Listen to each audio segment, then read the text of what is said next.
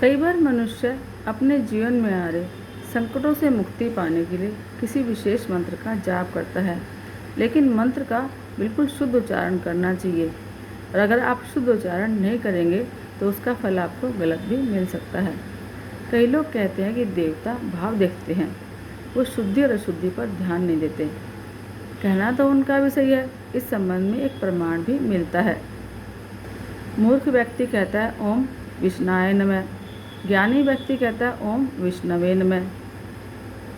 फिर भी दोनों का पुण्य समान है, क्योंकि भगवान केवल भाव को ग्रहण करते हैं।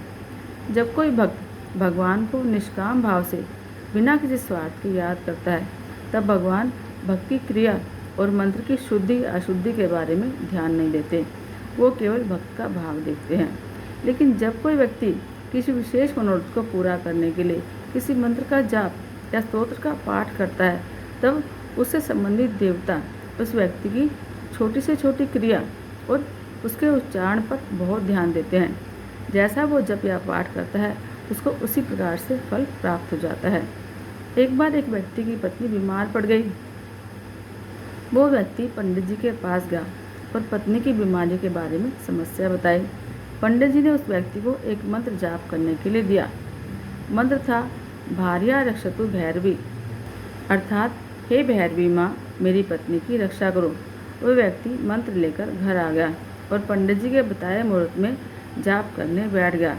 और वो जाप करने लगा तो रक्षतु की जगह बक्षतु का जाप करने लगा। वो सही मंत्र को भूल गया, भार्याम रक्षतु भैरवी, इसकी जगह भार्याम बक्षतु भैरवी, अर्थात हे भैरवी माँ, मेरी पत्नी को खा जाओ। बक्षन का मतलब खा जाना होता है। तभी उसे जाप करते हुए कुछ ही समय बीता था कि बच्चों ने आकर रोते हुए बताया, पिताजी माँ तो मर गई। उस व्यक्ति को बहुत दुख हुआ और साथ ही उन ब्राह्मण पर क्रोध भी आया कि ये कैसा मंत्र दिया है। कुछ दिन बाद वह व्यक्ति पंडित जी के पास जाकर बोला कि आपने मुझे जो मंत्र दिया था ना, उसका जाप करने के बाद थोड़ी देर बाद ही मेरी पत्नी मर गई। पंडित जी ने बोला कि आप मंत्र बोल कर बताओ, आपने उस मंत्र का जाप कैसे किया। तो व्यक्ति बोला, भार्याम बक्षतु भैरवी। पंडित जी बोले, तुम्हारी पत्नी तो मरेगी ही, और नहीं मरेगी तो क्या होगा।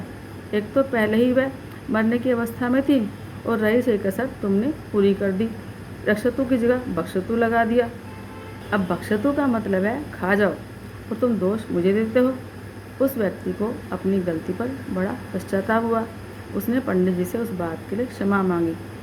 अब इस बात का सार इतना ही है कि जब भी आप किसी मंत्र का विशेष मनोरथ को पूरा करने के लिए जप करते हो, तब क्रिया और मंत्र शुद्धि पर अवश्य ध्यान दें। अशुद्ध पढ़ने पर मंत्र का अनर्थ होगा, और मंत्र का अनर्थ होने पर आपके जीवन में भी अनर्थ होने की संभावना बढ़ जाएगी। अगर किसी मंत्र का शुद्ध उच्चारण आपसे नहीं हो रहा है, तो इससे तो अच्छा होगा कि आप उस मंत्र से छेड़छाड़ करें ही नहीं, उस मंत्र का जाप आप करें ही नहीं। यदि किसी विशेष मंत्र का आप जाप कर रहे हैं, जो योग्य और समर्थ गुरु के मार्गदर्शन में करें, और मंत्र के अर्थ को अच्छी तरह समझकर फिर उस मंत्र का भाव विभोर होकर पाठ करें। समझकर मंत्र का जाप करने पर ही आप मंत्र का सही उच्चारण कर पाएंगे और उसका फल आपको अच्छे से मिल पाएगा। इसलिए मंत्र को कभी भी गलत तरीके से ना प्रयोग करें।